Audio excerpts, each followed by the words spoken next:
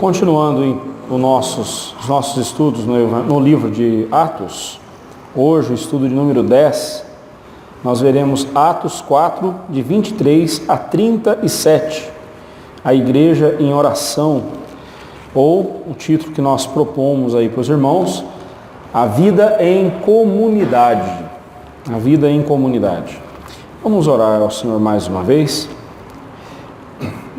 Eterno Deus, nós te agradecemos pela bendita oportunidade que o Senhor nos dá de agora estudarmos Tua Palavra.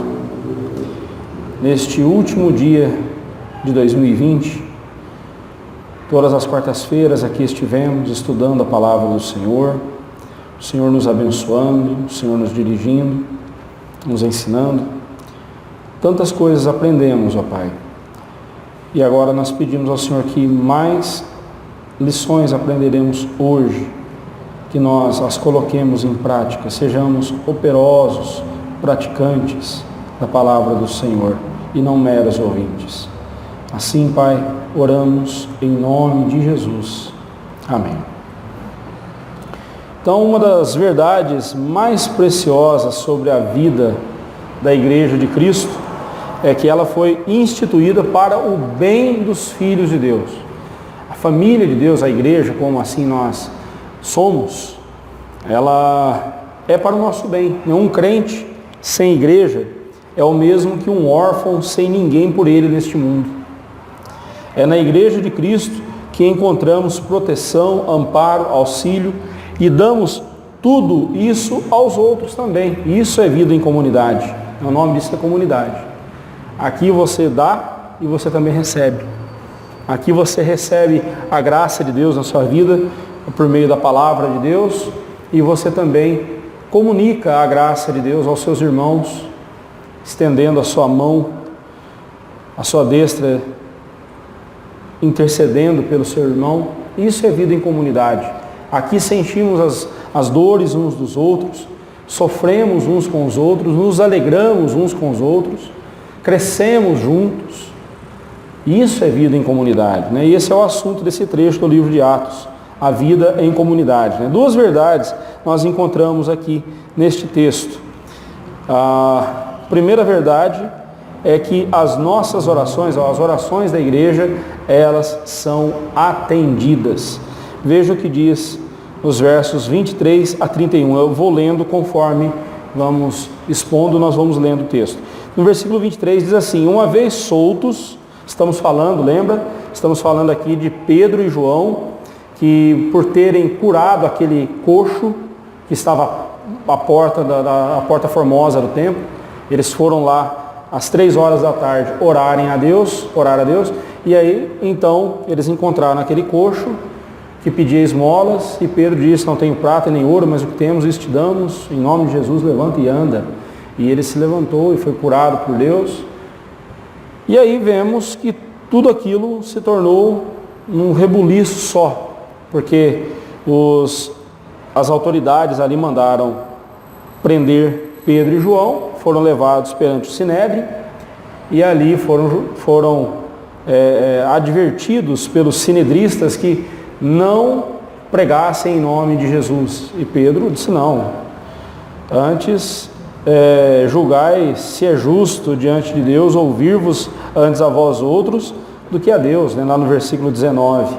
E Pedro então e João são postos em liberdade. E no momento em que são postos em liberdade, a Bíblia diz então que, uma vez soltos, eles procuraram os irmãos e lhes contaram quantas coisas lhes haviam dito os principais sacerdotes e anciãos, né?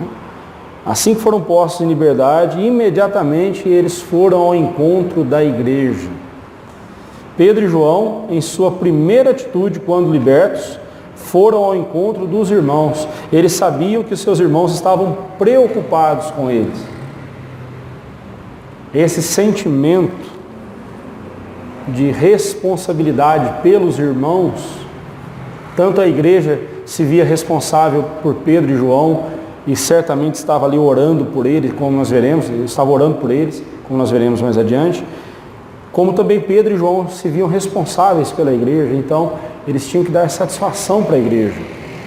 Esse sentimento, essa postura, é a postura de alguém que entende que viver em comunidade, viver como igreja de Cristo, significa viver como um corpo só. Aqui, o que acontece com você deve me afetar, o que acontece comigo deve afetar você.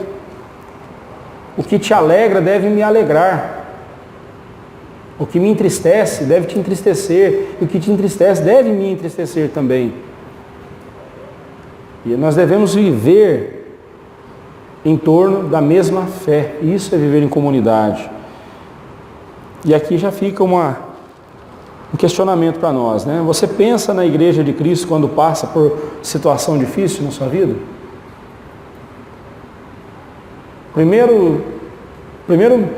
Primeiras pessoas que vêm à sua mente quando você está passando por uma luta eu vou entrar em contato com os meus irmãos, ou com alguns irmãos ali da igreja, ou com toda a igreja, e pedir a oração deles, e buscá-los.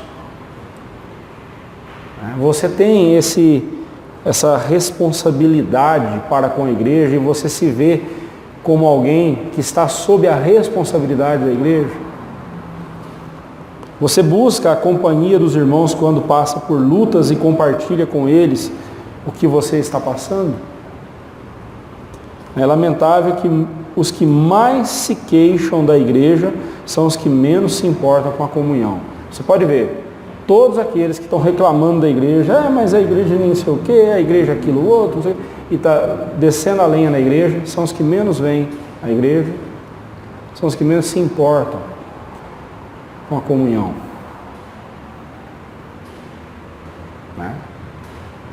Pode ter um ou outro caso que não seja assim, mas a maioria das pessoas que reclamam da igreja, que criticam a igreja, são aqueles que não se importam com a igreja. Não se importam com a vida em comunidade. Verso 24, parte A, diz assim: ouvindo isto, unânimes levantaram a voz a Deus e disseram. Então nós temos aqui agora a postura da igreja, né? Nesta oração que a igreja fez a Deus, nós encontramos os elementos da oração que Deus ouve. Você quer que a sua oração seja ouvida? Você quer que a sua oração seja ouvida por Deus? Seja atendida por Deus? Observe esses elementos aqui, olha. Veja bem, né? Não estou aqui dizendo que você tem agora aqui umas palavras mágicas que você vai conseguir tudo que você quiser de Deus. Não é isso.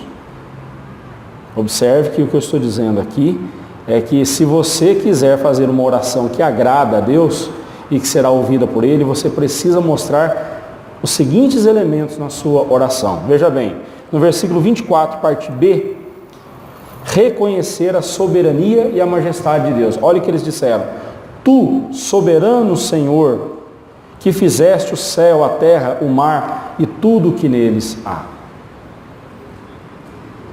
Então, a igreja, ao orar a Deus aqui, a igreja está primeiramente reconhecendo a grandeza, a majestade de Deus. Quando nós estamos conversando com Deus, você já parou para pensar no privilégio que é isso? Se o presidente da República ou um outro político aí que você tem afinidade, você gosta dele, mandasse uma carta dizendo para você o seguinte: eu quero ter uma audiência com você tal dia, tal hora, e eu vou te mandar um carro oficial para te buscar, você vai ter hospedagem garantida aqui, tudo certinho, tudo por minha conta, porque eu quero ter 15 minutos de conversa com você. Nessa época que a gente vive, eu acho que a primeira coisa que a gente vai fazer é tirar uma foto e colocar no status no Instagram, no Facebook, né? Fui convidado. Assim, a gente se sentiria honrado, mas pare e pense. Toda vez que você fecha os seus olhos e vai orar a Deus, você está conversando com o Criador do universo, o Deus Todo-Poderoso, Soberano. Você tem ideia do Deus Santo, glorioso? Você tem ideia desse privilégio? Às vezes a gente trata a oração com tanta banalidade, né, que a gente esquece que na oração nós estamos, a gente fala isso para as crianças, né? Na oração a gente está conversando com Deus. Quando eu leio a Bíblia, Deus está falando comigo. Mas a gente parou para pensar no privilégio que a gente tem, né? A oração que Deus ouve é a que o reconhece como o soberano Senhor e nós como seus servos. Outra característica da oração que Deus ouve é crer na inspiração divina da Escritura Sagrada. No verso 25, parte A, ele diz assim, a igreja diz assim: que disseste por intermédio do Espírito Santo por boca do nosso pai Davi, teu servo. Nessa simples declaração nós temos aqui uma confissão de fé tremenda. A oração que Deus ouve é aquela em que a pessoa mostra que crê na palavra de Deus como escritura inspirada pelo Espírito Santo e dada aos servos de Deus, escolhidos por Ele, para receberem a revelação. Alguém que não leva a sério a palavra de Deus não deve esperar que Deus leve a sério as suas palavras em suas orações. Se você não leva a sério a palavra de Deus, por que você alimenta alguma esperança de Deus levar a sério as suas palavras em oração? Observe que aqui eles reconhecem que a palavra de Deus, ela é inspirada pelo Espírito Santo. Coisa que muita gente hoje está negando, né? Coisa que muito pastor renomado, muito pregador renomado está negando. Não é bem assim. Nós precisamos fazer uma releitura da Bíblia, porque a Bíblia não é a palavra de Deus. Ela até pode conter ensinamentos de Deus, mas não é a palavra de Deus. Não é Deus falando, né? Não é o que Deus falou e que ficou registrado. Não, aqui eles estão dizendo justamente o contrário. O que o rei Davi falou e ficou registrado, nós veremos agora, o que ele falou e que ficou registrado é a palavra de Deus, né? Toda a Escritura é inspirada pelo Espírito Santo. Terceiro elemento que você deve mostrar na sua oração é compreender os desígnios de Deus. Você já notou que quando a gente vai orar a Deus, a gente quer que Deus mude as coisas, em vez da gente buscar compreensão do que está acontecendo? Em vez da gente buscar a compreensão do que está acontecendo conosco, a gente quer que Deus mude. E esse negócio de querer ensinar Jesus a agir, eu estava lendo hoje lá no livro de Mateus, os discípulos, né, chegaram para Jesus e começaram a dizer para ele o que ele devia fazer. Você já notou que muitas nossas orações a gente começa a dizer para Deus o que ele tem que fazer? Em vez da gente se submeter e dizer: Senhor, qual é a tua vontade? Qual é o teu querer? Mas não, a gente fica dizendo: Senhor, vai, faça isso, Senhor. E tem uns ainda mais ousados que vão dizer assim, né? Eu determino em nome de Jesus. Né? Mais ousados ou mais idiotas, né? Ou mais loucos, né?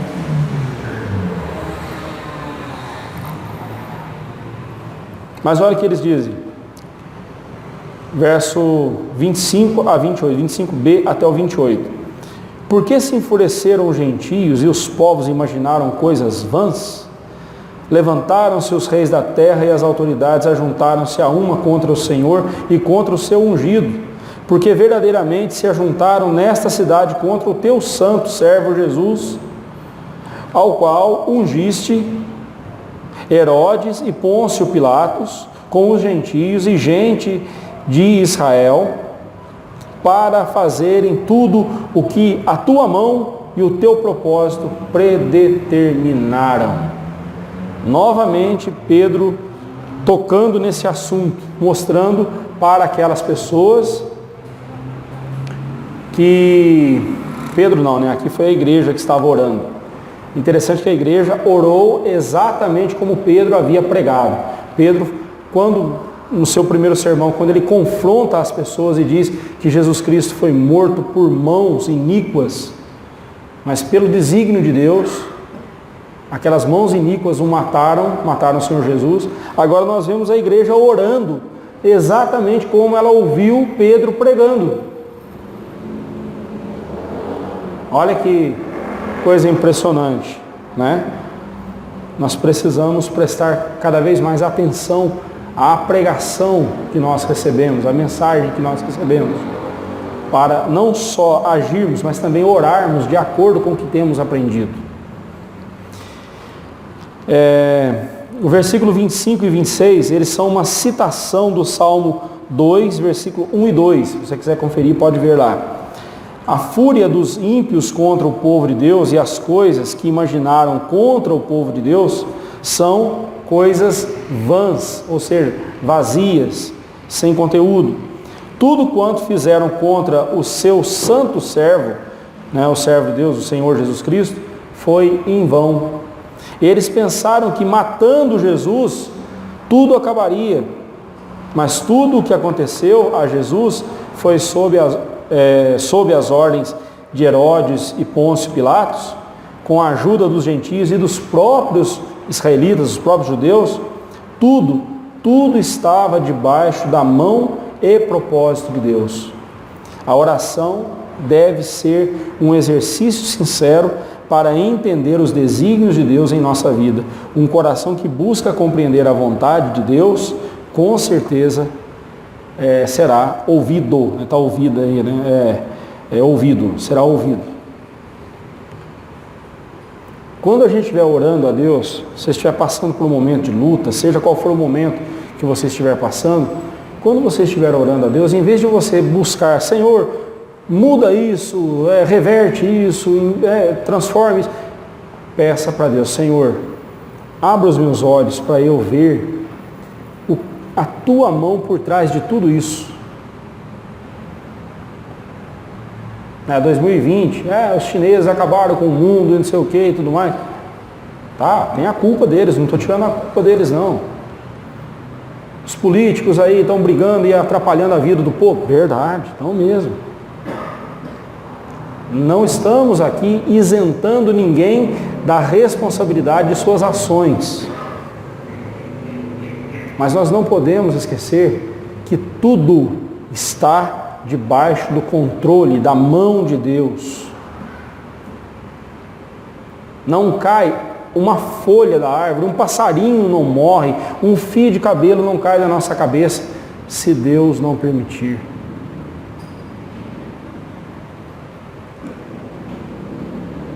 Não acontece uma enfermidade na sua vida se Deus não permitir. Não acontece uma vitória na sua vida se Deus não permitir. Tudo o que acontece conosco está debaixo da mão de Deus. Deus está cuidando e guardando os seus filhos.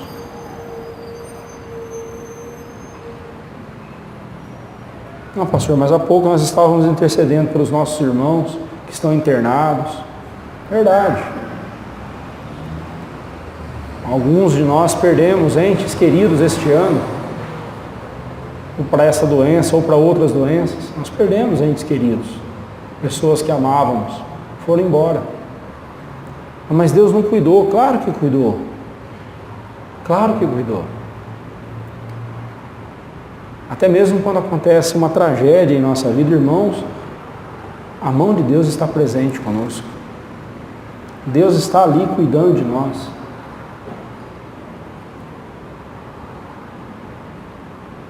E uma lição que sempre vamos encontrar em qualquer situação é: Deus está nos ensinando a nos desapegar deste mundo para nos apegarmos cada vez mais à glória eterna. Quer lição mais preciosa que essa?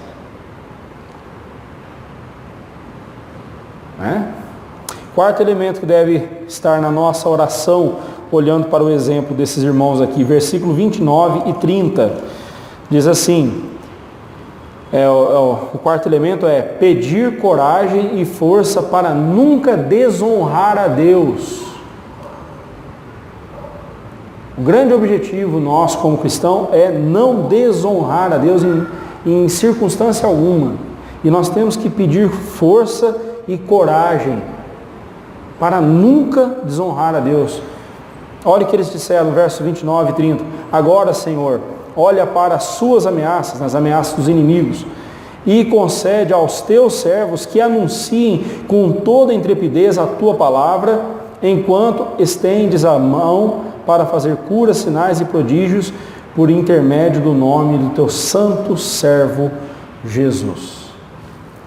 Meus irmãos, que oração, não é mesmo? A gente pede para Deus força, Senhor, nos dê força para vencermos essa luta e tudo mais, tal. Mas olha o que eles estavam pedindo para Deus. Eles estavam pedindo para Deus coragem e força, para que Deus desse intrepidez, desse força, coragem, para que os apóstolos, com toda a intrepidez, continuassem pregando o Evangelho. Hoje em dia os crentes, quando sofrem alguma oposição, já começam a choradeira, né? Ou como dizem o pessoal da internet, a mimiseira, né? Começa a choradeira. Estão perseguindo a gente, olha só, não sei o quê. Irmãos, esses irmãos aqui, e ainda nem tinha começado a tortura contra eles. Mais à frente nós vamos ver que eles foram açoitados, presos, açoitados, espancados, e eles saíam felizes louvando a Deus por terem sido encontrados dignos de sofrer por causa de Jesus.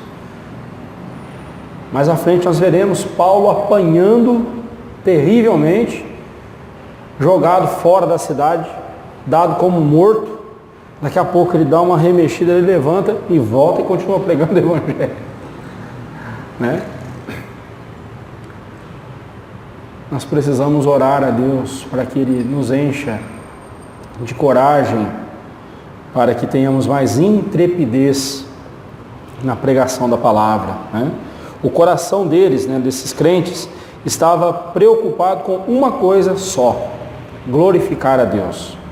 Eles queriam que Deus fosse glorificado na pregação da palavra e por isso mesmo pediram a Deus que lhes enchesse de intrepidez. Não pediram proteção e nem que os inimigos fossem afastados. Em vez disso, queriam mais coragem e ousadia para continuarem pregando a palavra de Deus, mesmo quando receberam ordens expressas e cheias de ameaças das autoridades, né? Como nós vimos anteriormente aqui no capítulo 4. As autoridades disseram para eles não pregarem em nome de Jesus, né? E eles continuaram. Eles também queriam que Deus fosse glorificado como a única fonte de graça, misericórdia e poder, pois queriam que todos soubessem que enquanto a palavra estava sendo pregada, o próprio Deus é quem estenderia suas mãos para fazer curas, sinais e prodígios por intermédio do nome de Jesus. Eles não falaram: Senhor, dê o dom da cura para o fulano, para o ciclano, para o beltrano. Não, eles não pediram isso para Deus. Senhor, enquanto nós estivermos pregando a palavra, que o Senhor venha fazendo os milagres, que o Senhor faça os milagres, e para que eles vejam e glorifiquem o nome do Senhor Jesus. O alvo deles era a glória de Deus. Em suas orações você tem reconhecido a soberania de Deus e a majestade de Deus? Você tem demonstrado crer que as Escrituras Sagradas são a palavra inspirada de Deus? Tem procurado compreender a vontade dEle? Tem pedido coragem e força para enfrentar os inimigos e nunca deixar de pregar o Evangelho? Você tem feito isso? É lamentável como nossas orações são muito mais expressão da nossa vontade egoísta do que da vontade de Deus, não é mesmo? Observe como você tem orado. E nós devemos sempre lembrar que nós não sabemos orar como convém. Nós só oramos como convém quando somos guiados pelo Espírito Santo em nossa oração. Um pedido que nós sempre devemos fazer antes de começar ou começando as nossas orações é: Senhor, me dê sabedoria para pedir conforme a Tua vontade, para orar conforme a Tua vontade. Veja bem, Deus tem prazer em nos abençoar. Deus se alegra em nos abençoar. E Ele manda que nós o busquemos em oração para nos abençoar. Por isso mesmo, nosso alvo não deve ser apenas receber algo de Deus. O nosso alvo deve ser glorificar a Deus com aquilo que estamos pedindo para Ele. Lembra da oração dominical que o Senhor Jesus ensinou? Aquele modelo de oração. Como ele começa? Pai nosso que estais nos céus, santificado seja o teu nome. Esse deve ser o nosso objetivo. Verso 31. Tendo eles orado, tremeu o lugar onde estavam reunidos. Todos ficaram cheios do Espírito Santo e com intrepidez anunciavam a palavra de Deus. Veja bem, eles não fizeram barulho para tremer o lugar. Se você colocar caixas de som com a frequência grave, com as ondas graves, o subwoofer, quando eu abrir o som aqui, você vai sentir a roupa tremendo, você vai sentir o seu corpo tremendo. É uma coisa impressionante. Mas não foi isso que aconteceu. Aqui houve um terremoto mesmo. Lugar, e interessante que a Bíblia diz que o lugar onde eles estavam reunidos. Dá a impressão que não, dá a entender aqui, que não foi toda a cidade que tremeu. Foi só aquele lugar. Deus manifestou ali o seu poder. O que acabaram de pedir, receberam. Mas imagine você pedindo a Deus coragem e de repente Deus faz tremer o lugar onde você está. Você fica olhando qual é a porta mais larga para sair correndo, não é? Não, mas cadê a coragem que você estava pedindo? Não pediu coragem para Deus? Não pediram coragem? Deus estava já mostrando para eles: olha, vocês já têm a coragem. Exercitem-na.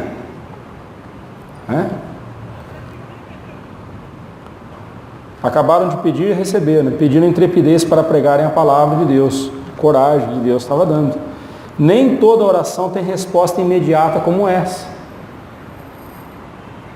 Mas eu creio que você já teve a experiência de pedir algo para Deus e imediatamente acontecer, não foi? É raro isso acontecer, raríssimo, mas acontece.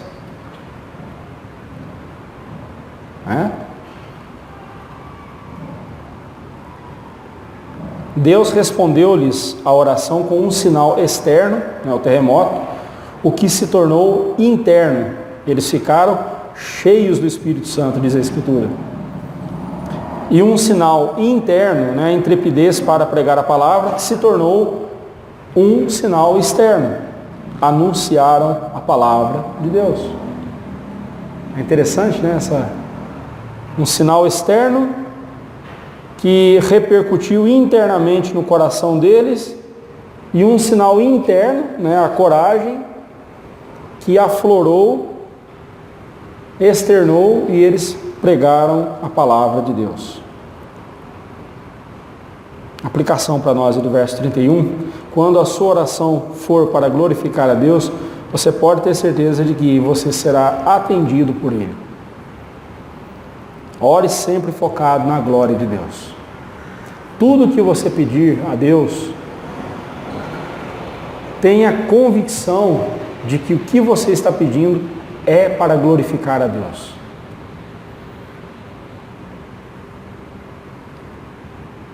Se você orar pedindo dessa forma, Deus o atenderá, não tenha dúvida disso. Por quê? Diz Tiago, por que muitas das nossas orações não são atendidas? Tiago responde, que vocês oram para esbanjar nos seus próprios prazeres. Mas orem pedindo sabedoria a Deus. Tiago diz que se nós orarmos a Deus pedindo sabedoria, Ele nos dará liberalmente, porque nada nos impropera. Ele nada vai jogar na nossa cara, vai dizer assim, improperar significa insultar, né? Deus não vai dizer assim, ô seu idiota, ô seu burrão, você está pedindo sabedoria porque você não tem, né? Porque você é uma anta mesmo, você é um burro mesmo, né? Não, Deus não vai fazer isso com a gente. Quando a gente pedir sabedoria a Deus, Deus liberalmente, com alegria, Ele nos dará sabedoria para empregá-la para a glória dEle. Segundo lugar, a segunda característica, a segunda verdade sobre uma igreja que preza pela vida em comunidade é que sua comunhão é intensa. Verso 32 a 37. O presente trecho do livro de Atos é mais um daqueles parênteses, né, que Lucas abriu no relato do livro para nos mostrar que o avanço da igreja, quer em momentos de paz, como Atos 2, 42 a 47, quer em momentos de perseguição, como aqui Atos 4, 32 a 35, ou em outros momentos, como Atos 9, 31, sempre redundará, né? Saiu um colchete aí no meio ali atrapalhando, sempre redundará no fortalecimento da igreja e no seu crescimento. Não importava a situação, nada detinha o avanço da igreja, porque os propósitos de Deus não podem ser detidos por nada neste mundo. Nada neste mundo pode deter o avanço da igreja. Quando nós estudamos Apocalipse e Mateus, eu trabalhei com vocês aqueles dois textos, quando fala que Satanás foi preso, né? Ou lá em Mateus fala que Jesus veio e amarrou o valente, né? E lá em Apocalipse fala de Satanás ter sido preso. Mas como assim? E nós estamos nesse período em que Satanás está preso. Aí você fala, pastor, mas como assim? Se Satanás está preso e está fazendo o estrago que está fazendo hoje, imagina-se quando ele estiver solto, né? É que a prisão de Satanás não significa a sua inatividade. A prisão de Satanás significa que ele está impedido de impedir o avanço da igreja. E se nós pegarmos os últimos 2000 anos da história da igreja, nós vamos ver que onde Deus quis que a igreja dele chegasse, chegou. Nós sabemos, não vou aqui dizer o nome porque isso aqui vai para a internet, mas nós sabemos de regiões no nosso planeta em que a igreja está sendo perseguida, assassinados, cristãos estão sendo assassinados, e a igreja está florescendo, está crescendo, para desespero dos inimigos. Ninguém consegue deter a igreja. E quando Deus não quer que o evangelho dele e a igreja dele prospere num lugar, também não há o que faça o evangelho prosperar ali.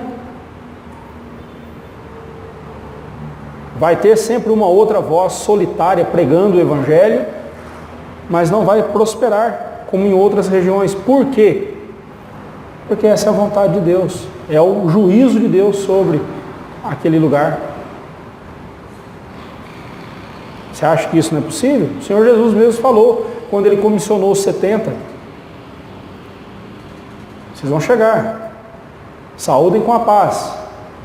Ao saudar com a paz. Mas se eles não receberem vocês, o que é para fazer? Batam o pó do pé e vão embora. Salmo 109, verso 17, vai dizer, amou a maldição, ela o apanha, e não quis a bênção, a parte dele. Onde a bênção, onde Deus não quer que a igreja dele floresça, ninguém vai fazer a igreja florescer. Mas onde Deus quer que a igreja dele floresça, ninguém segura a igreja de Cristo. Ninguém segura a igreja de Cristo. Por isso mesmo nós precisamos entender o nosso momento. O crente, ele deve ser alguém que entende o momento em que ele está vivendo e viver para a glória de Deus.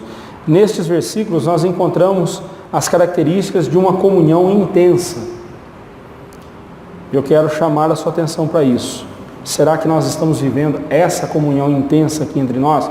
Veja bem, versículo 32, parte A. Da multidão dos que creram, era um o coração e a alma. Essa frase ela é carregada de significado. Primeiro, ela significa que a união no mesmo amor e na mesma fé. A igreja deve ter união no mesmo amor e na mesma fé. A palavra alma, aí no texto, quer dizer mente, o que aponta para a mesma forma de pensar, de crer. É impossível alguém permanecer unido à igreja de Cristo se não tiver o mesmo amor e a mesma fé.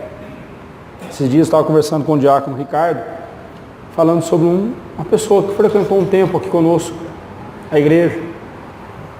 E aí saiu, e aí postou lá no Facebook o porquê que ele saiu da igreja.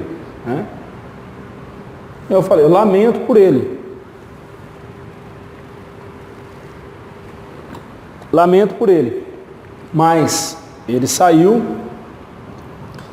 porque não cria e não pensava como nós pensamos. Veja bem, você não é obrigado a gostar de camisa clara listrada de azul, como eu gosto. Você não é obrigado a gostar das mesmas cores que eu gosto, dos mesmos pratos que eu gosto. Isso não é comunhão, meu irmão. Isso aí, sei lá o que é, mas não é comunhão. Eu posso gostar de jiló frito e gosto. Né? Já teve gente que fez careta, só de eu falar, mas tudo bem. Então, você não gosta do mesmo prato que eu gosto, então você não pode caminhar comigo. Não, não é isso. Nós podemos ter gostos diferentes uns do outro, preferências diferentes, não tem problema. Mas no que diz respeito à fé, no que diz respeito às coisas da palavra de Deus, não tem como nós caminharmos juntos se não tivermos a mesma fé. E não se trata de você seguir o pastor, porque, não, o pastor é autoridade, então eu tenho que seguir o que ele está dizendo. Não se trata disso. Se trata de você ter convicção de que a fé que você tem realmente é uma fé bíblica, é uma fé, é a fé salvadora e a interpretação que você dá à palavra de Deus é a interpretação correta. Senão não tem como caminhar juntos. Não tem como. Nós temos que ter a mesma fé. Segundo, abnegação e altruísmo. Verso 32, parte B, diz assim: ninguém considerava exclusivamente sua nenhuma das coisas que possuía. Tudo, porém, lhes era comum. Ah, os socialistas amam esse texto. Viu só? A Bíblia é comunista, os cristãos, os primitivos, eram comunistas. Irmão, não tem nada de comunismo aqui. O nome disso aqui é generosidade, tudo que o comunismo não tem. E nem o capitalismo também. Tudo que eles não têm é o que tem nesse texto. Generosidade. Né? A expressão exclusivamente sua é muito importante aqui para entendermos esse comportamento abnegado e altruísta daqueles irmãos. Eles não consideravam exclusivamente deles, mas eles consideravam deles. Quando eu não considero, por exemplo, esse relógio é exclusivamente meu, só eu uso. Mas se eu disser assim, eu não considero esse relógio exclusivamente meu, não quer dizer que eu não considere meu. Eu considero que ele não é só meu. Ele pode ser, você pode usá-lo também se você quiser. Você pode desfrutar do serviço dele se você quiser. Então, as pessoas leem esse texto e dizem assim, mas eles não consideravam as coisas exclusivamente sua, nenhuma das coisas que possuía. Tudo lhes era em comum. Veja bem, quando a gente tem algo em comum, significa que tanto você quanto eu podemos desfrutar. O comunismo prega isso? Não. O comunismo prega o seguinte, Celso, você tem 2 casas, eu não tenho nenhuma. Você vai dar uma para mim e tchau para a outra. Fica com um e tchau. A outra que você vai me dar, adeus para você. Já é só minha. O comunismo prega isso. Isso não é comunismo, aqui não é comunismo. O nome disso aqui é generosidade, o nome disso aqui é mordomia cristã. É você entender que o que você tem não é seu, é de Deus. Deus emprestou para você também repartir com outros. Obviamente tem coisas que quando você reparte não tem como você pegar de volta. Por exemplo, você reparte a comida, não tem como você pegar de volta, já foi. Né? Mas os comunistas não falam de comida, eles falam de propriedades, é bem diferente, né? Então, vamos desconstruir, vamos destruir essas ideologias imbecis que querem empurrar para dentro da Bíblia, né?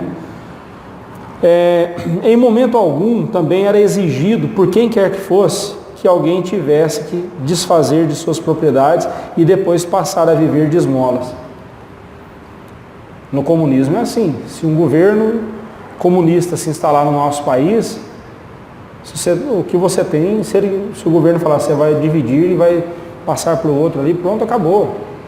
Você tem 3 cômodos na sua casa, um cômodo vai ser para aquela família que mora ali e vai vir morar aqui na sua casa. Você não abriu de coração, você não repartiu. Impuseram isso a você. E aqui não tinha imposição alguma. Aqui não havia imposição. O que havia era que o coração deles era compelido pela graça de Deus.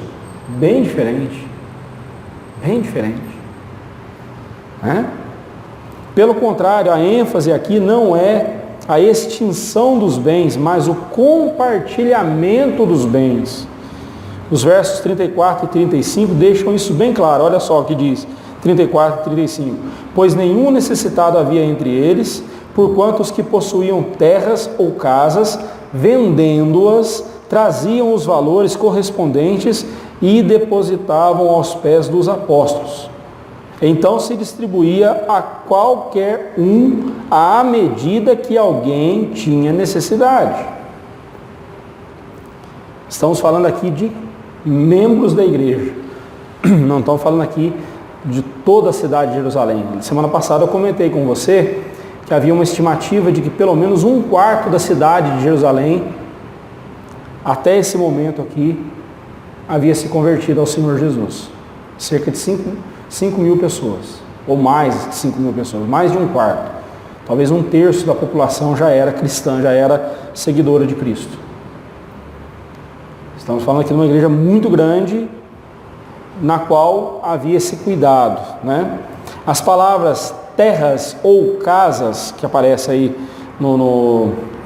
nesses versículos, por estarem no plural, indicam que aqueles que tinham mais de uma propriedade, assim vendiam para que o valor fosse distribuído a quem tinha necessidade. Então veja bem, o cara não ficava pobre, o cristão ali não ficava pobre para poder socorrer a pobreza do outro. Não, se ele tinha mais de um terreno, ele vendia um terreno e trazia o valor, e com o outro terreno ele vivia. Com a outra propriedade ele vivia. Então estamos falando aqui dos mais abastados socorrendo os necessitados. E outro detalhe, eles socorriam a quem tinha necessidade. Os irmãos mais abastados, ao perceberem a necessidade de outros irmãos, abriam mão de algumas de suas propriedades e deixavam aos cuidados dos apóstolos os rendimentos daquela propriedade vendida. para que estes repartissem entre os necessitados, não é entre os folgados.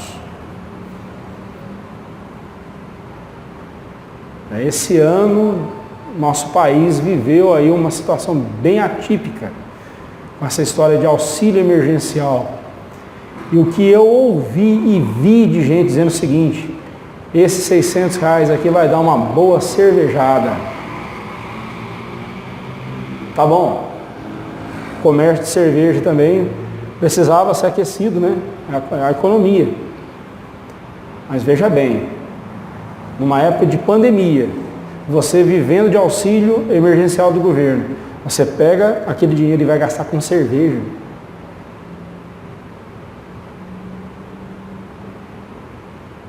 Ou, estava conversando uma vez com um rapaz que trabalha numa dessas lojas grandes, ele disse assim: foi a época que nós mais vendemos celulares.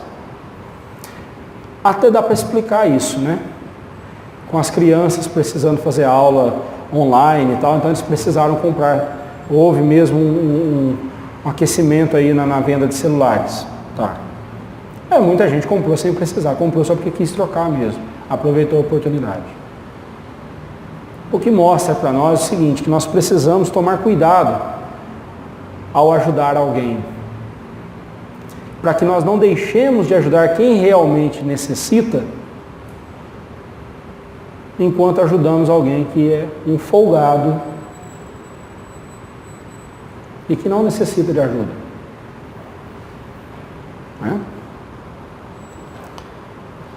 Dessa forma, nenhum necessitado havia entre eles. Eles necessitados abriam mão dos seus pertences e confiavam nos apóstolos para dar-lhes o fim apropriado.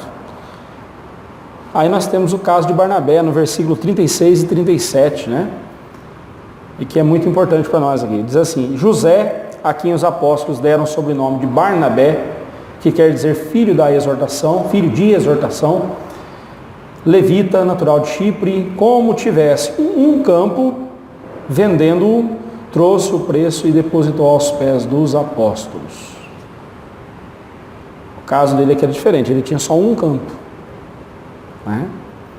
E nós vamos ver por que ele fez isso. Um dos motivos foi a generosidade, o outro motivo foi porque ele já estava em vias de uma empreitada missionária.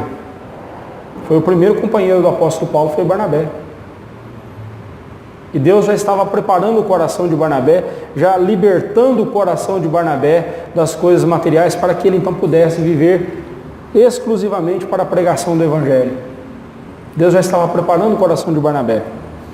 O sobrenome que lhe foi dado pelos apóstolos diz tudo sobre a sua personalidade. Filho de exortação, né? Em Atos dos Apóstolos, Barnabé sempre é apresentado como um companheiro, ajudador e encorajador. Exortação é isso. É você se colocar do lado da pessoa e encorajar a pessoa, aconselhar a pessoa, acompanhar a pessoa. Foi isso que Barnabé fez com Paulo, depois fez com João Marcos, seu sobrinho. Se tem um nome no livro de Atos dos Apóstolos, ele não foi apóstolo, Barnabé não foi apóstolo. Mas se tem um nome tão importante no livro de Atos dos Apóstolos, esse nome é Barnabé. E passa quase despercebido por nós. Mas esse homem foi um instrumento de Deus, nós vamos ver isso depois. Ele era levita e pela lei mosaica, os filhos de Levi não podiam ter posses. Se pegar lá no Antigo Testamento, você vai ver que os levitas não tinham posse. Então a expressão como tivesse um campo pode ser traduzida também por possuindo uma herança. Alguém deixou aquilo de herança para ele. O que mostra que ele não quebrou a lei mosaica adquirindo uma propriedade, né? Mas recebeu por herança de algum familiar, algum tio, algum parente, não sei, deu para ele, algum amigo, deixou a herança para ele. O que ele fez? Por algum motivo, ele quis desfazer dessa propriedade e deu um fim muito adequado. Obviamente aqui, eu volto a dizer, ele já estava sendo preparado por Deus para focar nas coisas da pregação do Evangelho, na expansão do reino de Deus. Né? 3. A mensagem do Evangelho. Né? Olha só que interessante. Com grande poder, os apóstolos davam testemunho da ressurreição do... Não, peraí. Oh, meu Deus, o que aconteceu aqui? Está errado esse slide aqui. Está errado esse slide, irmãos. 33. É isso mesmo, está certo. Está errado não. É isso mesmo. A mensagem do Evangelho é outra característica de uma intensa comunhão. Né? Com grande poder os apóstolos davam testemunho da ressurreição do Senhor Jesus e em todos eles havia abundante graça. Né?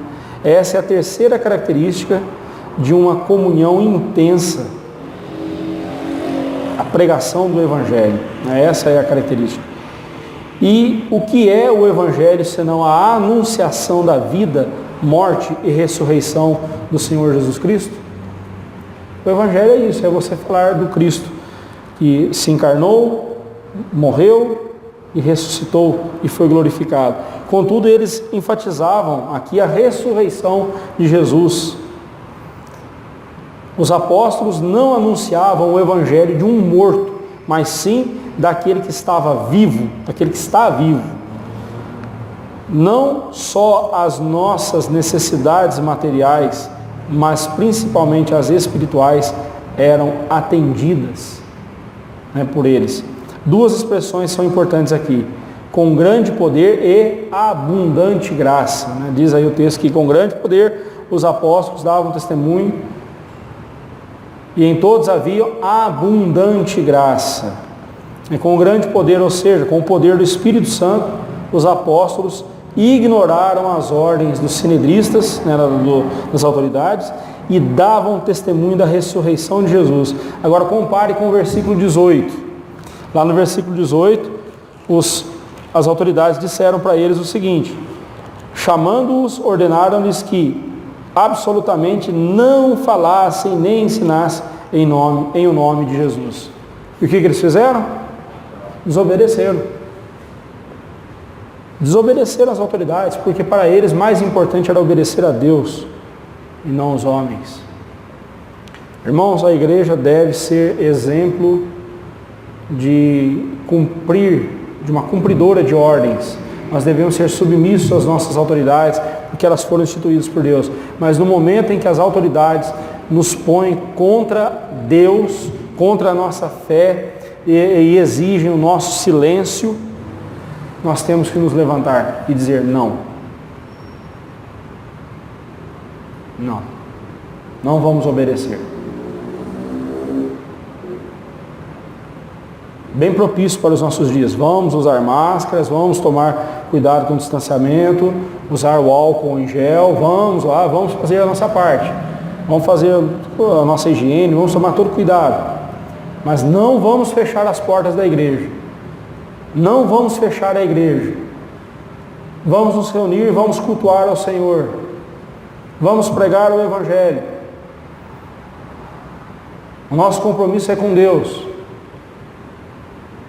Não fecharemos as portas da nossa igreja. Ainda que fiquemos como ficamos no começo, com 3, 4 pessoas apenas, vamos fazer o culto e transmitir. Mas não vamos fechar as portas da igreja.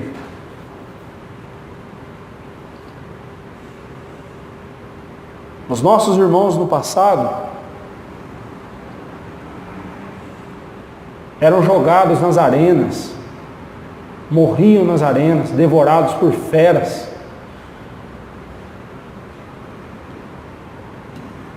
Se fechavam em cavernas, escondidos para adorar a Deus, mas adoravam a Deus, não deixaram, e por isso nós estamos aqui hoje. Porque eles tiveram coragem, enfrentaram.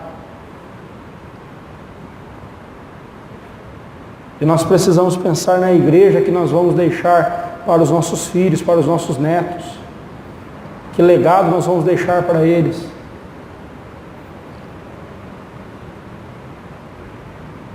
Não vamos obedecer às autoridades quando estas se colocarem contra a palavra de Deus, de jeito algum.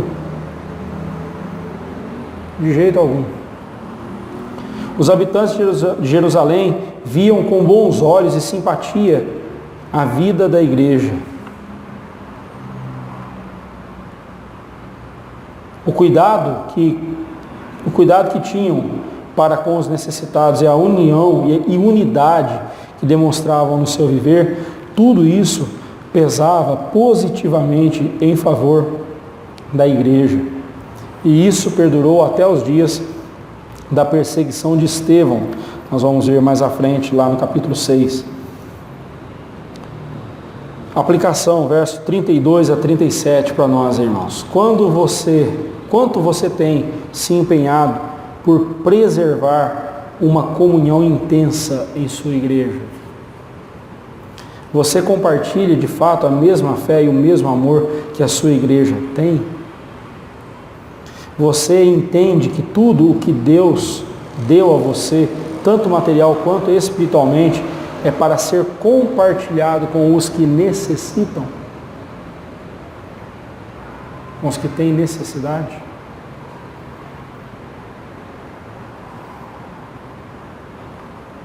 Encerrando, irmãos, o que Deus quer que nós façamos? Primeiro, que oremos sempre buscando a vontade de Deus, a vontade dEle. Uma vida de oração deve ser exercitada sobre a palavra de Deus. Lembremos-nos de que aquele que não leva a sério a palavra de Deus não deve esperar que Deus também leve a sério as suas palavras ditas em oração. 2. Deus quer que trabalhemos pela comunhão intensa da nossa igreja. Aqueles que mais se dedicam à obra do Senhor através da igreja são os que menos tempo têm para criticarem a igreja ou para desperdiçá-lo com coisas banais e fúteis dessa vida. Nós precisamos olhar para a igreja como um refúgio para nós. Aqui é o nosso refúgio. Aqui nós nos encorajamos mutuamente, aqui nós nos estimulamos ao amor e às boas obras. Porque os dias ficarão cada vez mais difíceis para nós. Conclusão, irmãos. Ore pela sua igreja, ore com a sua igreja.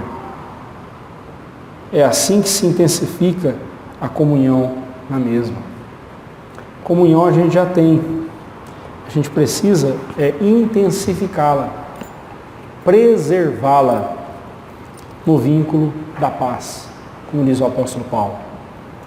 Nós precisamos preservar a nossa comunhão no vínculo da paz. Que Deus assim nos abençoe. E que possamos a cada dia crescer como igreja e nos fortalecer como igreja a cada dia da nossa vida para a glória do Senhor. Amém.